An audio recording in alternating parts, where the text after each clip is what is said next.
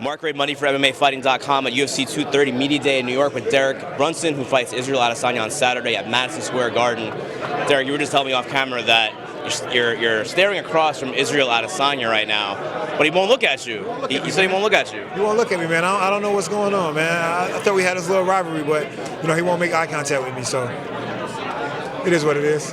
Where does this rivalry stem from exactly? Because it came out of nowhere, kind of. Well, no, I think so. I fought Dan Kelly in Auckland, and he's from New Zealand, or he lives in New Zealand. I fought him about 2 years ago, and he came up to me. He was like, "Hey, what's up, man? I'm at Israel. I'm DC's training partner." I was like, "What's up, man?" Blah, blah, blah. I dapped him up. I was like, "All right, cool, cool." And I kept it moving because I was headed to Dana White's meeting right after weigh-ins.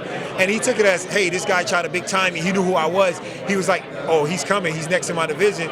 But no, I didn't know him, and so he brought this out later, and always been kind of like condescending. People will ask about me, and he'd be like, Derek's knocking people out. I know I can knock people out.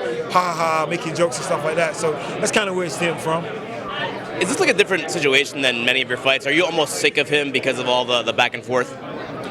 Nah, it's the same, man. I don't really get into like all the, it doesn't get to me emotionally. It's just another fight for me where I got to go out there and show growth and do what I do best. I don't have to look for the quick knockout. I can take my time and just be myself. Is there any at all added motivation because there has been all this back and forth and this kind of venom between you guys? Nah, I'm motivated by, this how I take care of my family. I do something I enjoy. I can compete. Him running his mouth doesn't hurt me. Like, I am like so far behind where I should be in this division in terms of where I started out. Like I envision myself being champ by now. So like I'm like far behind in terms of that. So I'm like almost pissed at myself. Like I'm in this position, where I'm fighting a guy that's ranked 9. I should be fighting, for in title contention. So it's just a fight for me. I gotta go out there and show growth, do what I do, smoke this guy, and get to the next fight. I actually wanted to ask you that because if you get this win, it is a big one because he's a guy that has a lot of hype behind his name. Is this a huge opportunity for you? It's at MSG. It's against this guy. It's not a big card. Yeah, it's a huge card. It's going to be a lot of eyes on the fight in those terms. So definitely build the brand and big in that terms. But definitely got to take care of this one and line up for a top 5 after this. You've been striking a lot in your fights. You have big knockout power. You put guys to sleep. Will you go back to the wrestling background? Obviously, you were and still are a great wrestler as well. Yeah, I'll mix it up well. Like I said, I have to show growth. I can come out, take him down early, take him down a couple times, let him up, and now he's worried about takedown, and I can open up my strikes, crack him, finish him. So there's a lot of ways to play this fight, and I'll look to show growth.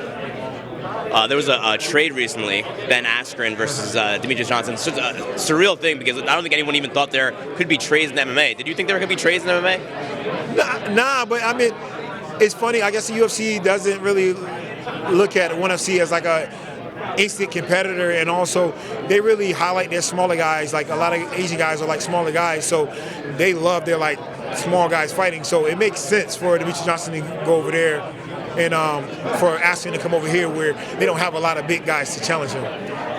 If the UFC could trade for any fighter in the world to fight you, who would you choose? Bro, that's a tough one. I don't know. It's not a lot of guys.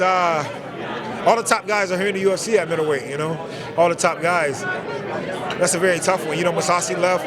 I mean, he said Mousasi. He said Mousasi. Me and Mousasi was lined up to fight. But I mean, I beat 2 guys Mousasi lost to. So in all fairness, Uriah Hall, he fought Uriah Hall. He fought Machida. He lost to Machida 30-27. I finished Machida in the first round. So it is what it is. Last thing, Derek Lewis, Daniel Cormier, who wins? I don't know, man. That's going to be an entertaining fight.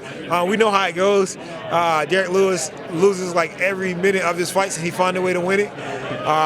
DC's a smart, high IQ fighter. He's going to come out and do what he does, and he don't really play around.